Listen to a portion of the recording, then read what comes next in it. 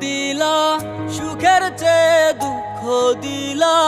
তিলে তিলে ভেতর পুড়ে ছাই একটা মনের মানুষ দিলা তাও আবার কাহিরা নিলা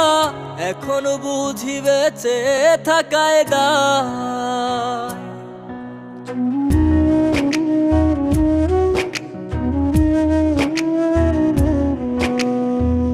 এমন জীবন কেন দিলা